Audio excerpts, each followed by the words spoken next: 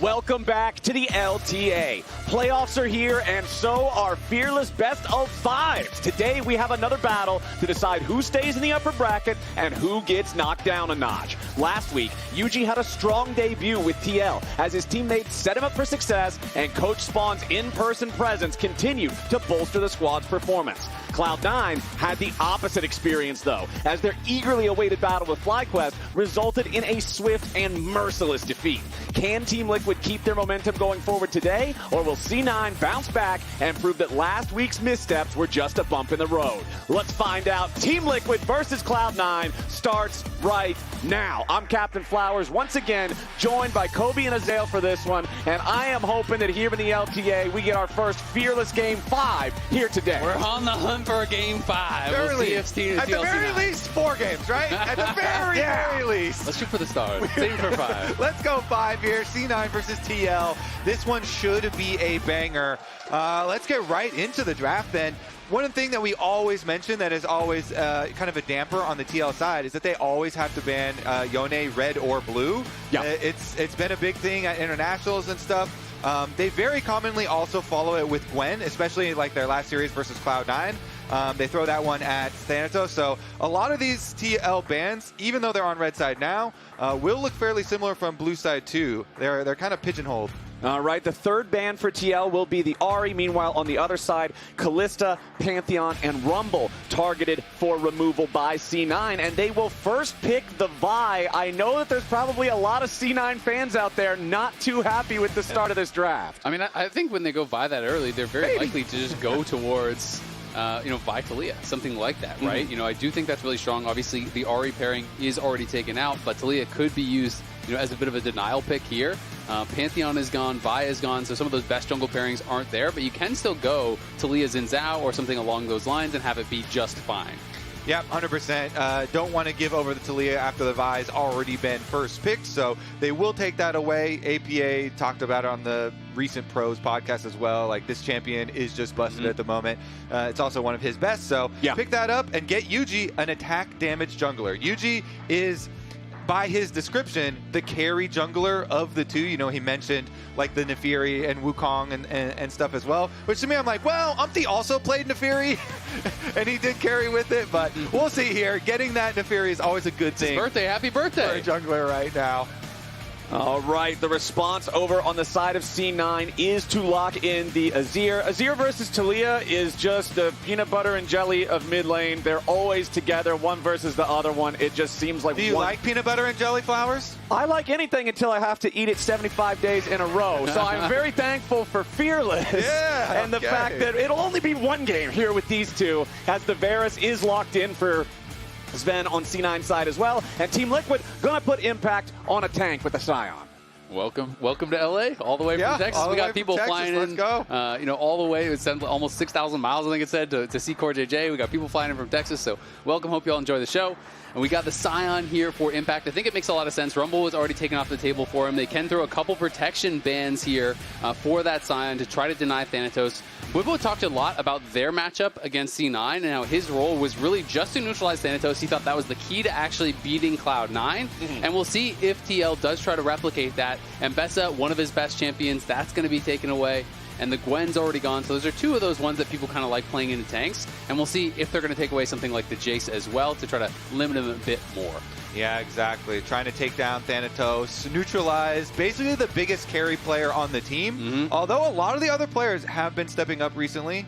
I think Loki definitely having some good performances himself. So we'll see how he does on the Azir this time around. But does Thanatos actually draw another ban on top of Gwen and Bessa? I feel like he should, honestly. He is the biggest threat in lane. Yeah, but so a lot of people do like still playing the Sion into the Jace. Like, are you like super scared about the Gnar? Because those are some of the other common things that he does play. They don't care about any of them. They care more about the Alistar. I guess they feel okay. We'll see after the game if they still feel that level of safety. Yeah, I mean, it's just interesting. It depends on what their read is, right? If Impact is comfortable in these matchups, then they don't need to spend any more bans towards it. Instead, they are going to be banning away the Alistar. They can obviously take a support here on 4 if they wanted to try to thin that pool even more. Well, Senna and Ezreal are both banned away. We saw Senna very effective yesterday for Masu. And considering it's Fearless, I actually think that if Impact is comfortable against those champions that can be more difficult for a lot of other matchups like the Gnar or the Jace, it's actually not just a disadvantage to leave them open. You're getting an advantage by taking one of them out for the rest of the series right here if Impact is confident that he can absorb the pressure from them. Now let's see what Team Liquid's going to lock in here. Okay, we've got the Jhin to match the Varus in bot lane. We have had actually a lot of Jhin popularity over the last couple of weeks. A lot because of some of the early snowball that these top teams have been doing. It does provide a lot more CC, so let's see what the answer is to round out the Cloud9 side. Into the Sion, Thanatos kind of toying around with the Renekton. Yeah, it seems probably pretty likely. We've seen this a number of times. I feel like it's a fine matchup. Vulcan very likely to just go hard engage here. I think we're going to just see some permutation of like Leon on one side, Rel on the other side. Like maybe there could be a Rakan in there. Both teams, I do think, would want some of that hard engage, especially on the TL side where they don't really have a go button right now.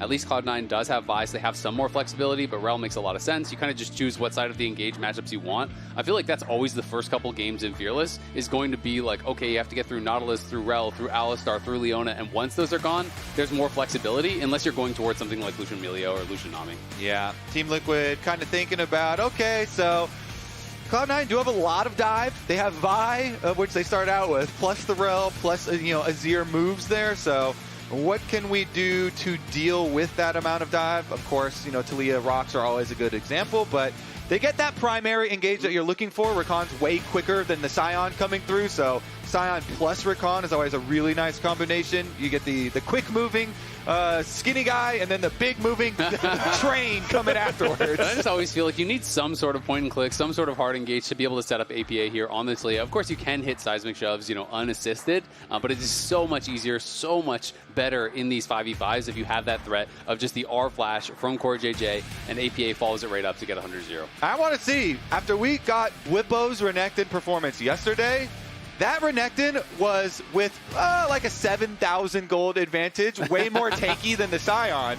I want to see if Thanatos, just the matchup. You just get 7k ahead, and then you just turn out to be more tanky. Let's see how Thanatos, if he can replicate that advantage, because he is for sure a Renekton connoisseur. This is, one of his top champions, and has had some very good Renekton carry games himself. I feel like if there's any other top laner in the league that you're going to expect to follow up Whippo's Renekton yesterday, it would be Thanatos trying to carry the game here from the top side, get Cloud9 bouncing back from their defeat last week, and have them ready to rock and roll here against TL. This is an upper bracket match, so if you lose, you're not eliminated, but it's about making a statement. It's about making sure you're one of the top contenders as the playoffs are getting kicked off. Azael, when you were talking to Blaber earlier in the interview, he was talking about how, I think people might be a little bit, harsh on us for the performance against FlyQuest, but they're really good right now. But playoffs is still a whole nother month, and I feel like we can come back and really be a competitor and be one of those scary teams by the end of it.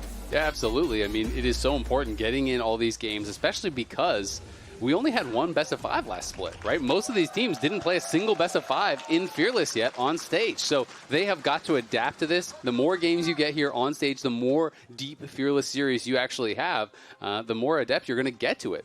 And, when you talk about Fearless drafting, well, this guy has been very good for the team when he has been here. He certainly has. Just look at the win rate. You can't argue with the numbers. Numbers are numbers, man. The math knows. You can look for some holes, and you can definitely still look for some arguments. But Spawn is actually the GOAT coach, and they flew him back over just after the previous Cloud9 series. So he was not here. Tariffs on Australian coaches these days. Spawn was not present for the Cloud9 2-0 of Team Liquid that we had 2 weeks ago. Yeah. So now is the chance for them to actually replicate, and Yuuji does get caught on the late invade. Oh, wow. Yuuji takes a lot of damage on that one. The dog was hungry for some chickens, but immediately just gets thrown back out into the yard. But now, Zven and Vulcan walking right into the tri-brush here as Core and Yeon were waiting for him to trade back a little bit. Crash down from Vulcan does not hit CoreJJ, so the strike back from C9, not quite as strong as it could be. No, but still, they got 2 potions there. They got a potion off Zven and a potion off Vulcan, so they are going to be feeling pretty good bit about how that actually started out. And the big thing is, you're going for an invade. Look at the mini-map right now, or the picture-in-picture, because you can see in the picture-in-picture, they're doing a replay of how Blaber got over there. But while they go for this counter, on the late invade for Raptors, they also had prepped this counter on the red quadrant here, so he takes away from Yuuji very early in the game, and we knew coming into this, jungle was going to be a priority, level 1s were going to be a priority. Yuuji's back for round number 2 at those Raptors. Neither of them have flash. The cooldown on the smite for Blaber is just barely coming back. It was like a couple seconds away from that charge. Yuuji is able to get it. Yeah, now they're going to be starting up the red here, and Core is there to help as well. Without Blaber having level 3 or any sort of assistance from his bot lane, it's unlikely he can actually move over. And this is actually warded out at Krugs as well, and now Yeon's coming, so they are really kind of turning the tables here onto Blaber. Yeah, Team Liquid putting on the pressure as Yeon, dealing with Vulcan and Zven in a 1v2, has plenty of attention drawn his way so that Yuuji and Core can complete their task over there with the red buff, while Impact is on the losing end of some trades up here against Thanatos' Renekton. I just have to say, the beginning of this game is so cool because everybody coming in after last week's series, all expecting jungle focus, all expecting all these level 1s, because the teams that prepped so heavily for their level 1s last weekend were rewarded incredibly heavily. I mean, CoreJJ absolutely just solo won the first game by taking Contracts, the enemy jungle, out of the game. And so Cloud9 knew this was going to be imperative coming and playing versus Team Liquid. So nice little battle that we've had so far, which has ended up fairly even, all said and told. Yeah, absolutely. So this is basically their stats last week, and then the career win right here. Now, how many games? 2-0. Not bad. 100% is 100%. 100% is 100%. Blaber, though, insane win rate for how many games he has played in the career. Absolutely one of the best junglers in the region of all time. I do think, yes, Yuuji played great last week, but you have to be looking at this as a very lopsided matchup based on the experience, based on how many series Blaber has won, how good he has been for how long. Yuuji really does have a lot of work to do, but I love how much TL has made the focused effort to really set him up for success. Not even just last week, but it's like when you have a level 1 like that, where it goes that bad, where you're pushed out, where you almost die, it can be a horrible game for you, but his team then recommits to re-invading. CoreJJ comes over, again, helping him out and trying to put him in a position where he can feel comfortable and confident. Yeah, that level 1, it's not just almost dying at the chickens and then having to flash away. It's having your own red also stolen away by the cheeky flash past the vision at level 1 from the opponent jungler. But the team having his back, like you're saying, making sure that he doesn't fall behind. He still has the smallest of gold leads, about the equivalent of 1 melee minion. But Vulcan and Zven have now taken their position up here in the top side of the map. Yeon and CoreJJ doing the same, as bot laners and top laners are going to switch those positions on the Rift right now. And you can see Blaber is already down there in that bot side river once more. Going to look maybe for APA here with a Vault Breaker. Loki's ready to dash in and follow up, and APA forced to flash. And Thanatos, we are looking at the topside matchup when they're trading up there. He already had the advantage over Impact, and then they make the early swap. And you saw on screen, he was getting a turret plate while Impact was trying to teleport back in there. Ooh. So this Renekton already is the biggest difference, and we'll see how big he can actually get. Again, a lot of people kind of remembering, maybe even traumatized by the previous Renekton that we had yesterday. We'll continue to track because he is a little bit down in experience, although he does have the gold lead. All right, so Vulcan used his flash there, and he does not have Hex Flash on the Rel. Yes, he gets the cleanse out of Yeon, but that cooldown is significantly shorter than Vulcan's flash. So C9's playmaking opportunities are going to be a bit more limited here for the next few minutes, and that is going to include the timer for when the grubs spawn here in about 2 minutes from now, as Yuuji starts up the first neutral objective with the Drake. Yeah, we'll see if there's any sort of an opportunity to punish that cleanse. If they do show up and they have a 5v5 around the grubs, then maybe, a flash stun from the Renekton could really punish it or something along those lines. But otherwise, obviously, it is going to be a trade up here for Yeon if he can just play safe until that does come up. TL, though, going to be farming this dragon, no problem. Early Ocean Dragon, always going to feel nice in some of these matchups, especially, tank versus carry style matchups. Like the Sion here, getting that early Ocean Dragon means you're going to be able to be a lot more tanky in those 1v1s and kind of just withstand the early pressure, which is really all Impact has to do here. He just has to get experience, get his minions, and scale up.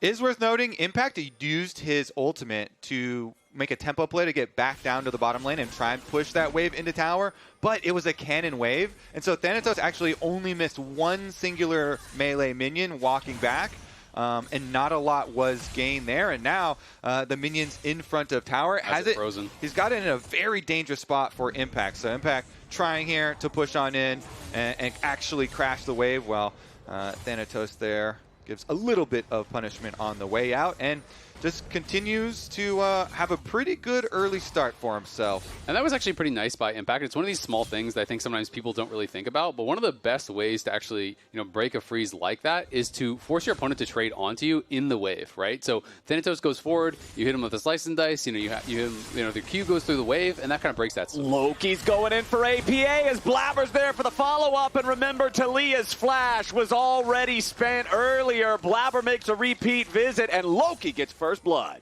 Blaber very active in this game. People were talking about him, all these pregame interviews we did, like about how much he farms. And he does farm very efficiently. He also puts out some pretty good pressure towards mid lane. And the repeat there from Vi, he didn't have to use his ultimate. So Vi still has ult for the Grub fight. Okay, Grub's already started up by Cloud9. Blaber's going to claim the first one, but Yuuji, Core, and Yeon are ready to contest for the remaining two.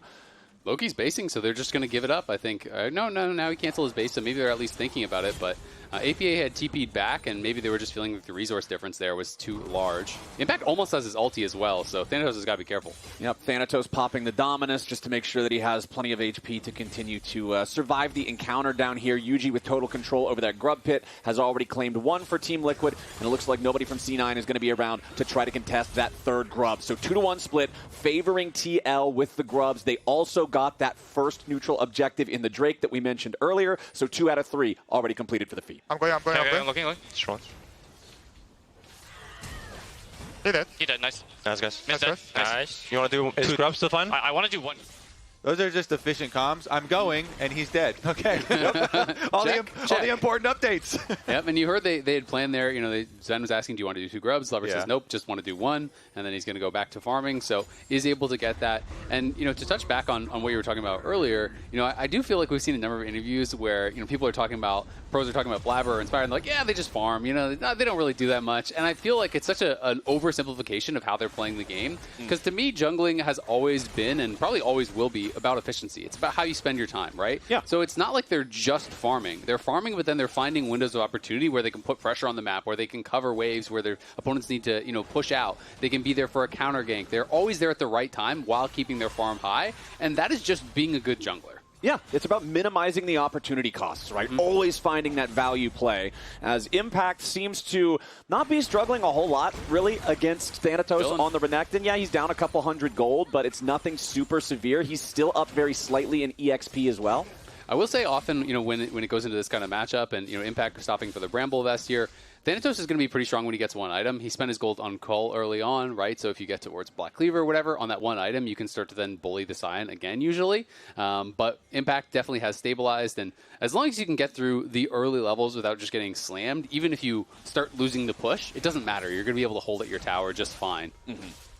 Meanwhile, we also have Loki getting the full Nashers after that kill, so a little bit different investment from the junglers, with Yuuji picking up the neutral objectives, or the majority of them, but Blaber having those visits, and we'll see if that does pay off, because honestly, Loki has been quite good for Cloud9, especially over the last several weeks.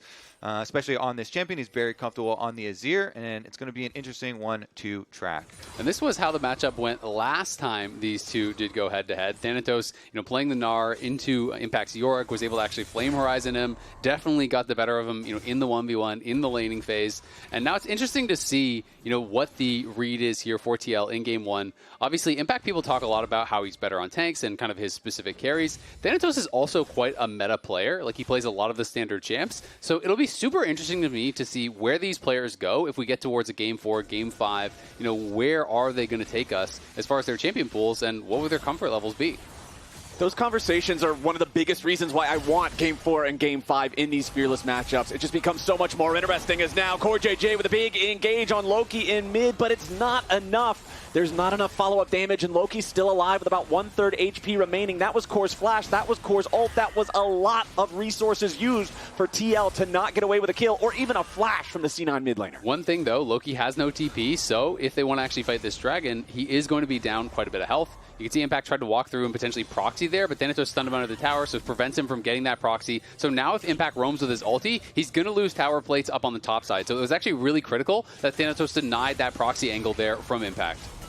All right, top lane going to continue trading while Team Liquid backs up as a three-man squad. APA coming over to help now as well with the Weaver's Wall. The curtain call opens up and C9's got to try to exit to their right. They escape most of the shots as Team Liquid now continues marching forward. Dragon's already been aggroed. It's Blaber taking the shots for now, but immediately Team Liquid is ready to step in. Dragon still at about half HP. Vulcan off to the side, has the flash, back up and available on the Rel, but he's only half HP. APA firing the rocks back over the wall for a good bit of damage, as now teleports are ready to arrive for both of the top laners. It'll be a smite fight over the Drake, and it's going to be claimed by Team Liquid. Now, can they find anything else on the follow-up? Blaber in some danger here on the front line as the Chains of Corruption fly out and lock Impact up, but the rest of Team Liquid is not able to move forward fast enough. So C9 will disengage without losing anybody, but it's Team Liquid who claim the objective. Yeah, they got the Dragon and they got both summoner spells here off of Zven. Impact coming in with the early teleport into the ultimate.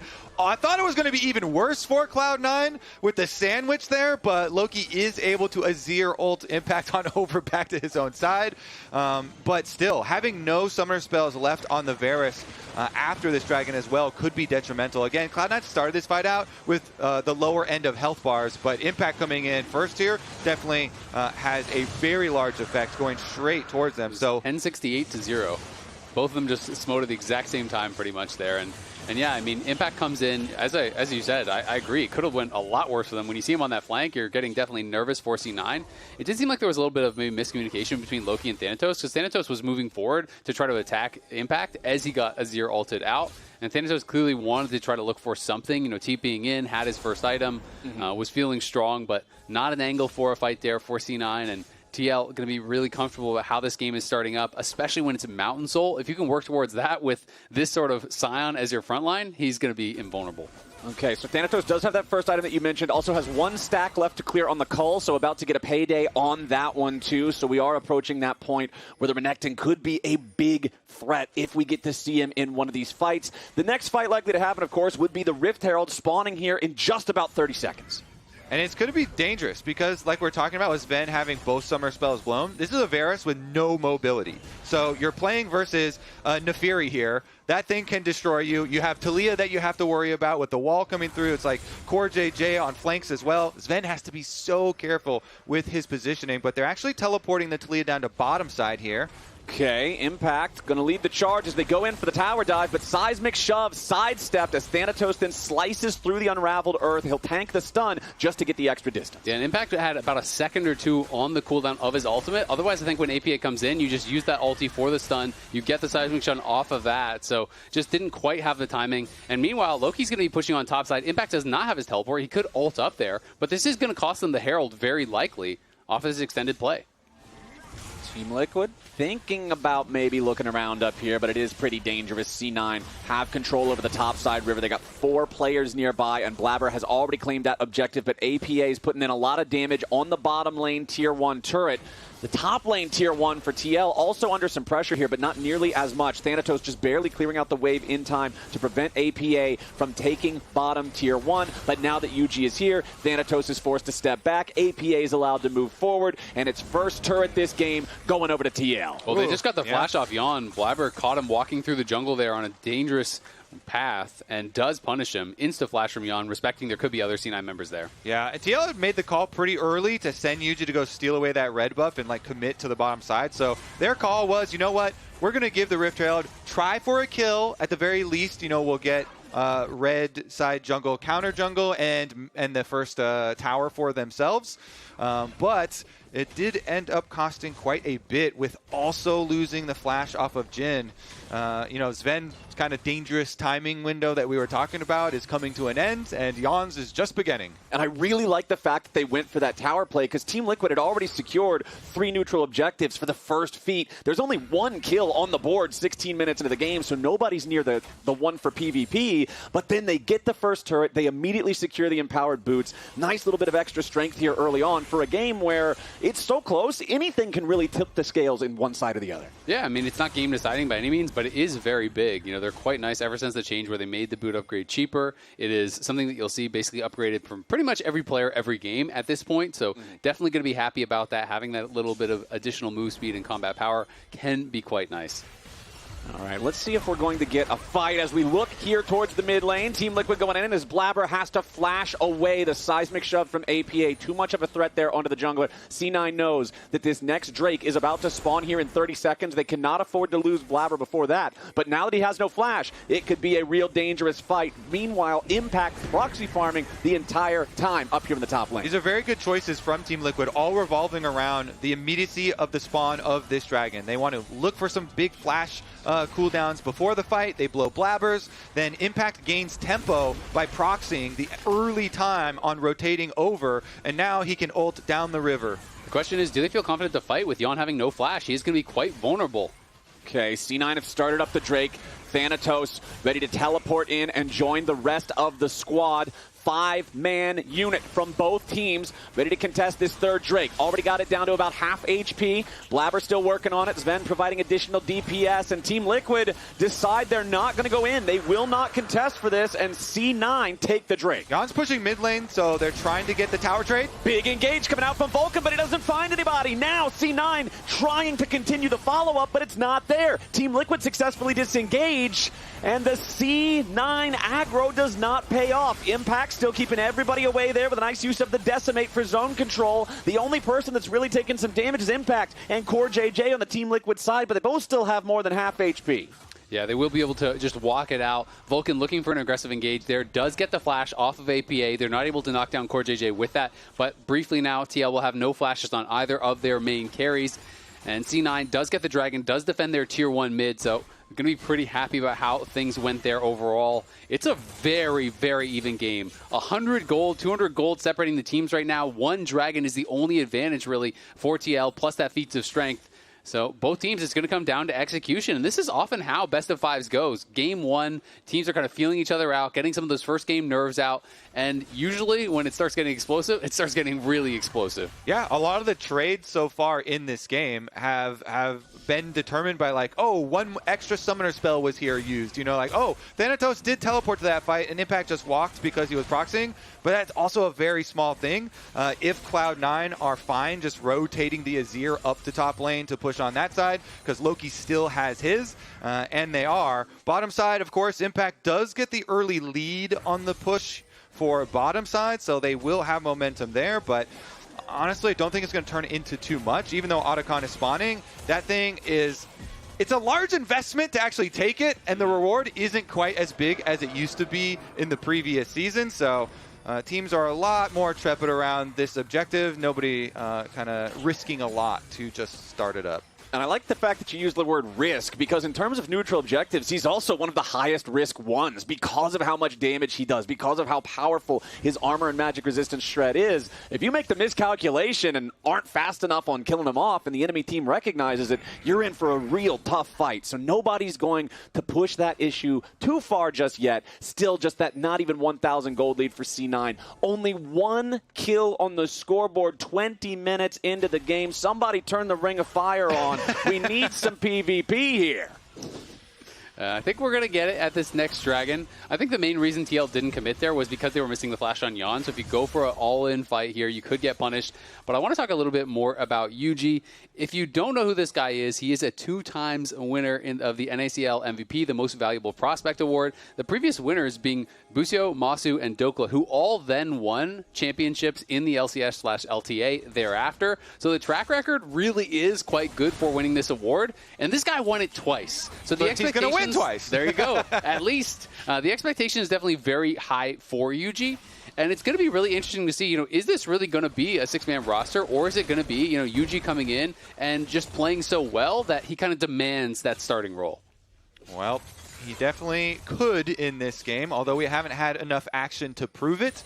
The Naafiri definitely is a champion that has a lot of outplay potential, as everyone is now well aware of. Oh, yeah. So we'll see what antics he can get up to on the dog as soon as he completes second item, get a little bit stronger there. For the time being, though, they really do need to concentrate on opening up the map a little bit more. We only really have had the single tower taken that was traded for the Rift Herald. And so it wasn't like blasting open one side of the map or anything. So we'll have to see if we can get a pick or something that's really going to ignite this game. All right, the next Drake spawning in 60 seconds. Team Liquid did have control over the first two, but then Cloud9 with the priority over the bottom side river for that third one. Team Liquid was not confident in their ability to force their way in and try to contest it, so the Soul stack has not continued. But if TL want to set up for this, we'll see if Cloud9 will be able to approach, because right now they've also got a 4-man squad down here. Thanatos up in the top lane trying to get that one shoved out. Might be able to take the tier 1 turret before he joins up for the rest of the fight. Does have TP to try to join. CoreJJ in some danger, popping the quickness defensively, but Blaber is ready to chase him down. Impact moving close enough to allow the battle dance to disengage, but it's not enough. CoreJJ gets crashed down on, and now Team Liquid's in some serious trouble. Impact can't get away in time. Core and Impact caught unaware, and C9 is happy to punish. There's the pick that's actually going to ignite the game, because that's Otacon and the Dragon that's about to spawn for Cloud9 here. Not only do they catch CoreJJ, that's going to be a quick death timer,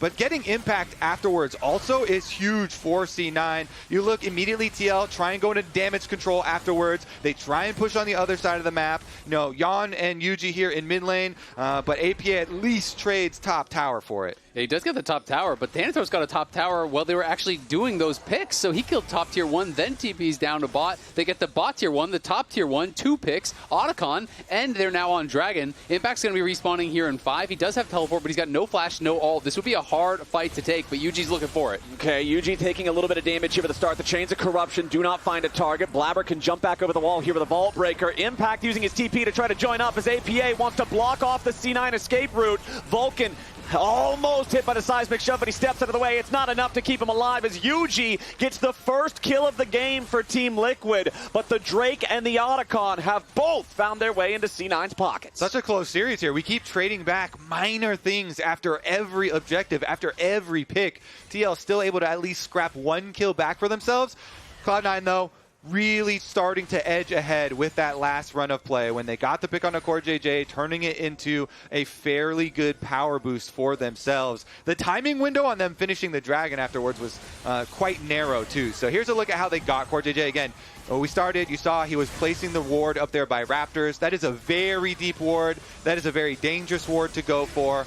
Preemptively ahead of the Dragon spawn timer, so he was punished by Cloud9, but again, you get a little bit of pushback from TL. They picked off Vulcan after the Dragon, and they also returned to finish the tower.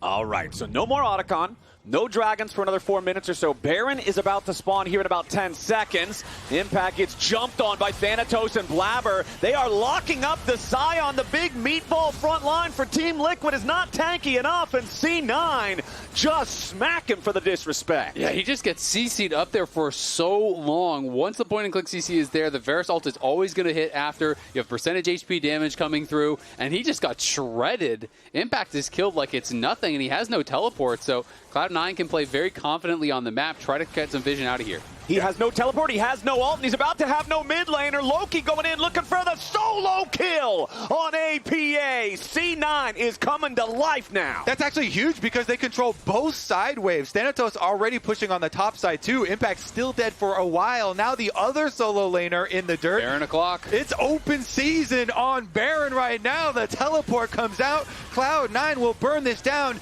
Can Yuuji pull out some magic here on the Naafiri? It's a very mobile champion. He can can take some risks. Okay, Impact is alive, but he has to walk all the way down here. Yeon also walking all the way from the base. Yuuji thinking about maybe trying to steal this one away. Some Dark and Daggers flying into the pit, but that's not enough. C9 already going to go ahead and claim themselves a Baron. Vulcan keeping everybody busy over the wall, and CoreJJ is already dead again. Blaber flies into the back line, looking for a little bit more damage here to Yuuji, but there's no follow-up, so he has to flash back to the safety of the team. Curtain Call opens up, trying to find an exit kill. The last shot, not going to find the target, as Impact cannot pursue them with the ulti. C9 gets the Baron after the 2 kills on the solo laners, and they get everybody out alive. And I, for one, am happy to see a controlled Baron here from Cloud9. Vulcan is on peel duty. He keeps the Naafiri out. He gets the W, and it actually turns out even better because they had the multiple kills and APA is still dead.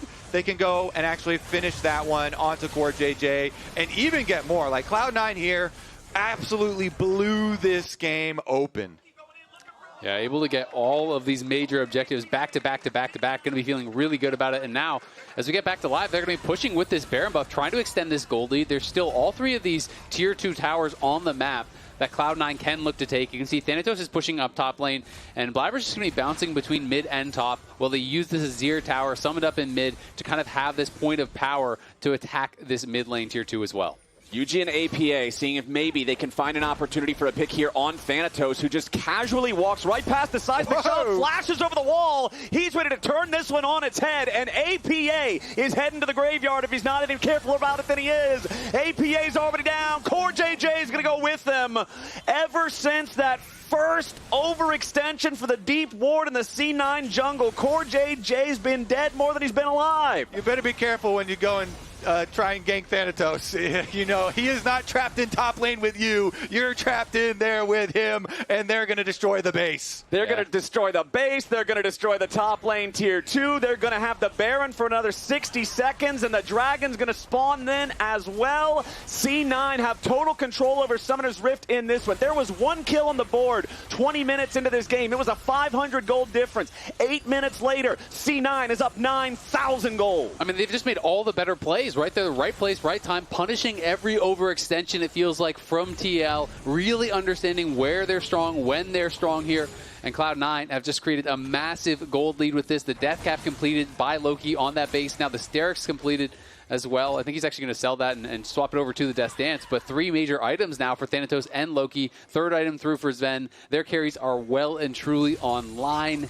And they're just going to go right back to the Dragon, move towards Soul Point here, grab that Mountain Soul, and when you're already this far ahead, the extra defensive stats are so difficult to overcome because TL really does need to 100-0 someone with APA and Yuuji right off the rip to have a chance in a fight. And if you get Mountain Soul, that's just not happening. And TL also need to stop getting picked off. They keep losing members. It feels like every couple of minutes, somebody is just dying on the side. Cloud9 have just been methodical, moving across the map. And now with mid inhibitor already down, bottom lane is an easy pathway in here to Siege. APA was trying to push topside for a little bit there, but Cloud9, they take that Baron and they use that buff to the maximum. The biggest problem for Cloud9 right now is that there's only a few things left to take from Team Liquid. They've already claimed all of the Tier 1 turrets, all of the Tier 2 turrets, 2 out of the 3 Tier 3 turrets, 1 of the inhibitors, 1 of them's open. There's not a whole lot of these loot pinatas left to smack. C9 with total control. Dang, we're too good. The best kind of problem to have as C9 just moving into Team Liquid's jungle, removing all of the vision, making it so scary to step outside the walls of the base for TL. Vulcan just waiting in the brushes. Thanatos waiting to see if anybody from TL is going to try to step up and retake any bit of this territory, because if they try, they're dead. I want to know how many Cloud9 fans were previous Blaber Vi haters that have been converted. Because honestly, he has had some good Vi games, racking up a few of them in a row here, I feel like. This one was very controlled. When you think of like the yikes moments, it's always like, oh no, I took my ultimate and someone flashed me under tower. And, you know, it has had a couple of those. But this game has been so controlled from C9. And he's found some very good picks, starting with a lot of the mid-focus that, you know, got them into this position. And it's really interesting because we had this episode of Pros where APA was on there with some other mid laners, you know, alongside Quid. You know, they were talking about how C9 is just this really standard team, and it felt like they were really kind of, underrating them and thinking, yeah, they're not that special. They just kind of farm. They play normal champs. They don't really do anything that crazy. But C9, obviously is still a force to be reckoned with. They do play that style very, very effectively. They have really good individual players. They team fight well. And I do think you have to give them that respect here coming into playoffs. Well, we've got less than a minute now until Baron spawns again. C9 going back to base, taking care of their purchases. You can see everybody pathing up towards that Baron pit, and you have to think that if they can secure this one without anything totally wild happening, it's just a march into the Team Liquid base and a Game 1 win right after. Yeah, I mean, Loki is just so ridiculously strong right now that it feels like you can't win the fight without killing him, and now he has a Seekers on top, right? And that is always, exactly, that is always that kind of doomsday scenario where you start to look over and you see these luxury items coming through. Sterix is done now for Blaber. You can see he has an Iron Elixir in his inventory as well. And Thanatos very likely will have a Sterix here soon too. So, I mean, they're just getting so hard to knock down, and they're such a massive gold lead that the amount of damage they're going to be doing is ridiculous. Thanatos chunking half of Yuuji's HP out there with a quick Renekton combo. Means that the Team Liquid jungler is going to try to heal up a little bit more as Vulcan steps up. He even steals away the chicken. Yeah, I mean, it is just not TL's jungle at this point. They see Vulcan coming. They know he wants to look for that engage, so they have just got to leave. And C9 just have Blaber and Loki two-maning this. You want to say Yuuji's got to look for a steal, but how does he ever get there? They have no vision in their jungle whatsoever. Thanatos is just bodyguarding all the entrances, so all they can do is just go bot side and try to get a camp or two in exchange for the Baron. But it's actually so simple for Cloud9 because they can just group up as long as they move by a pack.